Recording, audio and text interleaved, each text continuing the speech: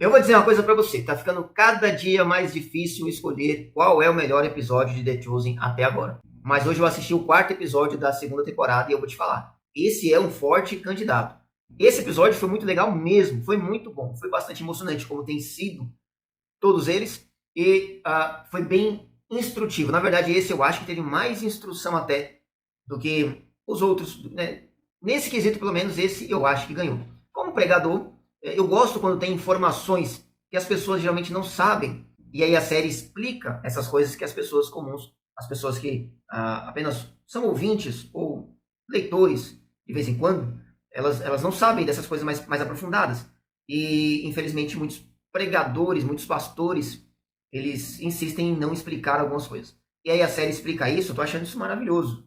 Claro, continuo falando e falarei sempre, todos os vídeos eu vou falar disso. Muitas coisas são apenas invenções da série, algumas delas nem fazem muito sentido. Mas não dá para negar que todas elas estão ficando bem interessantes, bem legais, estão fazendo ali uma conexão muito boa. Esse episódio começa contando a história do paralítico, aquele que está lá no tanque de Betesda, em João, capítulo 5. E aí nós temos uma construção da história ali, de que ele se acidentou quando era criança, por isso ele ficou paralítico. É contada a história, mostrada a história, né, muito rápida ali, mas bem envolvente e bem explicativa de como foi a vida dele, uma vida bem sofrida, e de que ele tinha um irmão mais novo, chamado Simão. O nome do paralítico é Jessé e o nome do seu irmão é Simão. E mais tarde nós vamos ver que é o Simão, o Zelote. Ter colocado aqui o Jessé, que é o paralítico, sendo irmão do Simão, o Zelote, que vai ser depois um apóstolo de Jesus, eu achei que não faz sentido essa construção da história. Por que não faz sentido? Porque João tendo relatado que foi curado esse homem, esse paralítico, será que ele não teria dito, será que ele não teria deixado por escrito que esse paralítico era irmão do Simão Zelote? Nós vemos que é o registro de que Jesus entrou na casa do Pedro e curou a sogra dele. Então, ficou explicado ali que foi um parente do Pedro que foi curado por Jesus. Aqui sendo esse paralítico parente, irmão de um dos apóstolos, será que não teria sido explicado isso, não teria sido contado? Será que João não teria deixado relatado isso? Ou quem sabe ainda os outros evangelistas também não teriam contado essa história? Eu acho que é mais provável que isso teria acontecido se fosse verdade. Então, não faz sentido ali, para mim não faz sentido nenhum, mas não traz um prejuízo, porque também não tem nada que a gente saiba a respeito da vida do Simão. A Bíblia não conta nada sobre ele, a não ser o nome Simão, o Zelote. Então, isso é contado do Simão, e sobre o seu parentesco ou não parentesco, se ele tinha ou não família, não é nada contado. Não vou dizer que isso traz um prejuízo, eu só acho que isso não faz sentido. Mas a história ficou muito bonita, todo o enredo dela. Quem é Simão o Zelote? Simão o Zelote está lá no texto, todos os três evangelhos, né, em Mateus, Marcos e Lucas, quando fala sobre os discípulos, e também em Atos, quando fala o nome dos apóstolos, é colocado lá Simão o Zelote. O nome dele era Simão e ele era um zelote. Os zelotes eram uma seita judaica e todos concordam, todos os estudiosos, todos os teólogos, todos os historiadores concordam que era uma seita bastante violenta. Algumas palavras eu não posso usar aqui no YouTube, mas eles eram bastante violentos, né? Eram compostos de assassinos. Então ficou bem colocada ali, bem toda a história que foi criada, de que ele foi treinado e que ele estava indo para matar uma pessoa. Ficou bastante legal, ficou bem legal mesmo. Mostrou bastante o que eram os zelotes. Ninguém entra muito a fundo na história do Simão.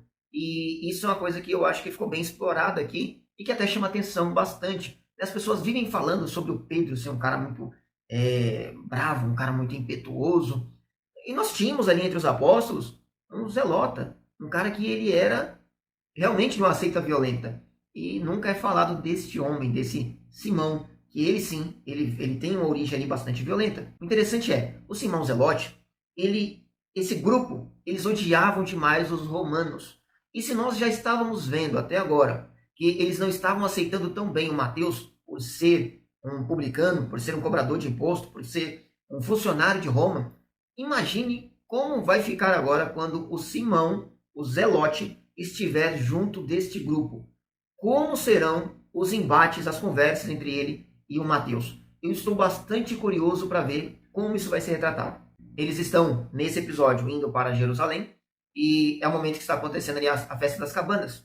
Eles participam da festa, eles constroem a cabana. e eles participam ali, e eles vão entrar na cidade. Nesse episódio não mostra ainda eles participando de nada dentro da cidade, a não ser o momento de Jesus encontrar com o homem paralítico. Mas eles vão lá na cidade comprar, e quem eles encontram? O Shemuel. O Shemuel tá lá, grande Shemuel. Eu gosto desse personagem, Shemuel. O Shemuel, ele está... Nós já vimos antes que ele vai ser um perseguidor de Jesus. E ele está ali alertando, ele está pregando sobre os falsos profetas. E por mais que a gente saiba que o Shemuel está falando sobre Jesus, por mais que a gente saiba que ele vai ser, na série, o inimigo, a mensagem dele é uma mensagem correta. Lembrem-se de uma coisa, pouca gente fala disso, mas todos os evangelistas, todas as cartas, Pedro, Paulo, João, Tiago, Judas e Jesus falaram sobre os falsos profetas. Pouca gente fala disso. Talvez por isso nós tenhamos tantos falsos profetas hoje nas igrejas. Nós temos tantas igrejas que foram abertas por falsos profetas, porque essas mensagens sobre falsos profetas, elas não são pregadas na maioria das igrejas. É importante demais isso, e a mensagem dele, por mais que ele está pregando pelo motivo errado, ela é uma mensagem muito boa e muito importante. Nós vemos que quando os personagens estão entrando ali em Jerusalém, primeiro nós vemos o Simão entrando e ele vê os crucificados. Depois Jesus também vai entrar em Jerusalém. E esse momento é muito especial, muito forte, porque ele passa olhando e aí a cena toda ela foca bastante nele olhando ali em câmera lenta. E nós sabemos o que vai acontecer, claro, e mostra como ele sabe que isso vai acontecer.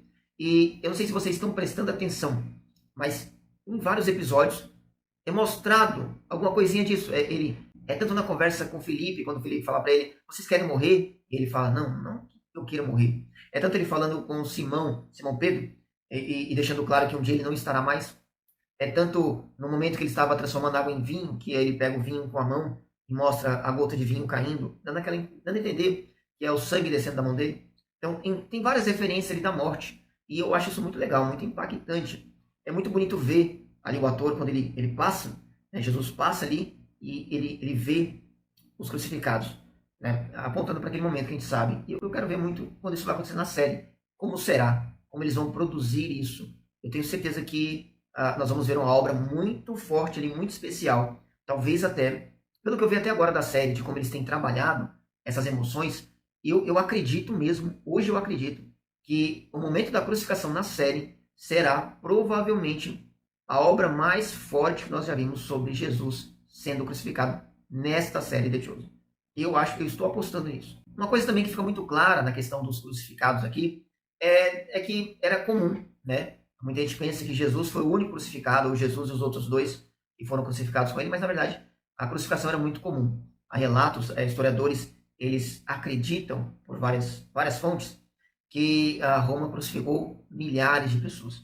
Né? Então a crucificação era algo muito comum naquela época, e os próprios apóstolos devem ter visto várias crucificações, assim como o próprio Jesus deve ter visto outras crucificações também. Eu confesso que eu estava muito curioso para ver como eles iam tratar a questão do tanque. Sim, a questão do tanque, né? Porque nós temos o texto falando ali que as pessoas ficavam no tanque e eles esperavam o movimento das águas, porque de vez em quando vinha um anjo, balançava as águas e quem entrava primeiro era curado. Mas isso é falso, isso não é verdadeiro. O tanque não curava ninguém, isso era uma crença pagã da época. E muita gente pensa que isso é verdade porque está ali no texto, mas nas Bíblias mais antigas, as mais novas estão tirando isso, e isso é uma pena. Por isso é importante você ter mais de uma tradução, eu sempre falo disso. As Bíblias um pouco mais antigas, elas têm aquela história em parêntese. O que isso quer dizer? Quer dizer que nos textos mais antigos não tem essa história. Na verdade, em manuscritos mais antigos não tem, outros têm em rodapé, né? Não tem ali dentro do texto, está acrescentado em rodapé. Existem alguns que têm com letras diferentes da que foram escritas. Então, o texto foi escrito, toda a carta, todo o evangelho foi escrito de uma letra, e essa história está escrita com outra letra, mostrando que alguém acrescentou. Por que alguém acrescentou? Provavelmente um copista, alguém que estava copiando o texto, acrescentou essa história explicando o porquê, o motivo pelo qual as pessoas estavam ali. Não que a Bíblia está dizendo que isso era verdadeiro, não que João escreveu que isso era verdadeiro, mas alguém que foi copiar o evangelho de João escreveu esse pedaço dizendo que um anjo agitava, por isso as pessoas estavam ali para serem curadas. Ele estava tentando explicar o motivo, e não João que escreveu, mas a pessoa que copiou é que colocou para explicar o motivo para quem fosse ler depois. Né? Afinal de contas, quem estava ali na época, o próprio João, ele conhecia a história. Mas quem veio anos depois, não conhecia a história, né? Lembrem-se, Jerusalém foi destruída no ano 70. O tanque também foi destruído no ano 70 e essa crença simplesmente desapareceu junto com o tanque. Infelizmente, muitos pregadores, muitos pastores continuam pregando sobre o tanque de Betesda e o homem que foi curado e que estava lá e tal, e tratando como se fosse verdadeiro. Muita gente prega sobre essa história, mas ali fala sobre o anjo que vinha e mexia as águas e curava as pessoas, como se a história fosse verdadeira. Não é verdadeiro, tá? A questão do anjo vir curar não era verdadeiro, era uma crença que havia na época. E aí, para minha surpresa, sim, minha surpresa, eu fiquei muito curioso para saber o que eles iam dizer. E aí nós temos ali no começo que o Jessé, o paralítico, ele estava lá sentado e aí uma cena muito engraçada para mim, que foi aquela água subindo, né? Eu imaginei que eles fariam água balançando, mas isso era água subindo, borbulhando, e eu achei até um pouco ridículo primeiro, né? Talvez até mal feito, e aí depois no diálogo que Jesus tem com eles falam do assunto e fica claro que eles entendiam que aquilo era só uma crença pagã, aquilo não era verdadeiro, nenhum deles acreditava naquilo, e tem aquela hipótese de que na verdade era só a água jorrando de um canal talvez subaquático ali. Né? Então era algo comum, a série deixou isso muito claro, não era uma crença verdadeira, era uma crença pagã, e eu achei isso excelente, ficou maravilhoso, isso eu gostei bastante mesmo disso. É uma satisfação quando é explicada alguma coisa nesse sentido, eu gosto demais disso. Nós temos então o encontro do Jessé com o seu irmão, o Simão. Simão Zelote, que aqui nós temos que ficar então agora diferenciando, né? Nós temos já o Simão Pedro e nós temos agora o Simão o Zelote. Lembrando que o Simão ainda não é Pedro, mas nós sabemos que será o Pedro. Jesus ainda não mudou o nome dele. E aí o Simão Zelote vai até lá e fala com o seu irmão Jessé. Eles têm um diálogo ali bastante interessante, bonito. E aí o Jessé, ele mostra que ele guardou o pergaminho que Simão deixou para ele. E dizendo, falando sobre as profecias e o que ele faria, né? Ele ia se juntar aos Zelotes, mas ele deixa lá escrito por último que quando o Jessé ficasse de pé, então ele saberia que o Messias chegou e ele então lutaria por ele. E isso foi uma deixa fantástica. Essa para mim foi a frase da série. Essa frase foi simplesmente maravilhosa. Né? Quando você ficar em pé, eu saberei que o Messias chegou. Isso para mim foi fantástico.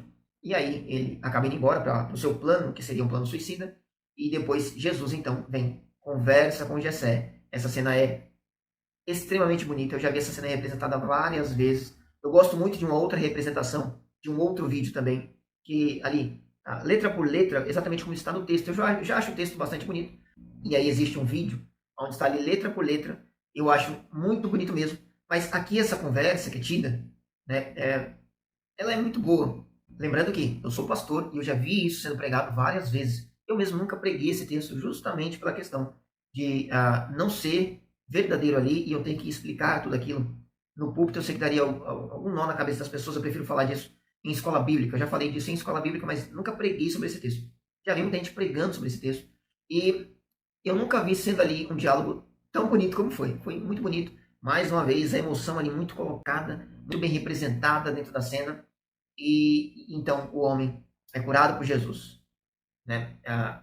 É deixado claro que ele mesmo sabia que o tanque não significava nada. E ele é curado ali por Jesus. Ele vai levar embora a sua maca. E à frente nós vemos então o Simão, que já estava ali pronto para cometer o seu crime e certamente morreria. E ele vê então o Jessé passando, carregando a sua maca. Ele larga tudo, vai até o Jessé. E é uma cena emocionante demais. Eu confesso que cai um cisco no olho, nos dois olhos. Foi uma cena muito bonita mesmo. Né? E deixar claro que ele tinha avisado, tinha deixado por escrito. Quando você andar, eu saberei que o Messias chegou. E aí nós vemos ali eles comemorando, se abraçando, e de repente ele deixa o Jessé e ele vai embora. E certamente ele vai atrás do Messias. Cara, que cena bonita. Eu não sei dizer ainda se esse foi para mim o melhor episódio de todos até agora. Não sei dizer ainda. Mas se eu fizer um top 3, um top 5, eu tenho certeza que esse episódio ele entra. Eu tenho certeza absoluta que esse episódio vai entrar. Talvez eu tenha que assistir a série toda de novo, para então estabelecer algumas notas ali, algumas métricas e decidir por qual episódio é melhor. Mas certamente esse vai estar lá no topo. Esse foi um dos melhores episódios para mim até agora. Eu gostei demais. Me diz aí, o que você achou? O que você está achando até agora? Se você acompanhou até agora esses episódios, o que você está achando? Qual foi o seu episódio mais bonito? Qual você escolheria como top 1? E se ele é o top 1? porque foi mais emocionante ou porque ele foi mais instrutivo? Deixa aqui nos comentários para mim o que você achou. Espero que você tenha gostado, esteja gostando. Se você está gostando, considere se inscrever nesse canal. Deixe um joinha para mim. Até o próximo vídeo. Que Deus continue abençoando sua vida.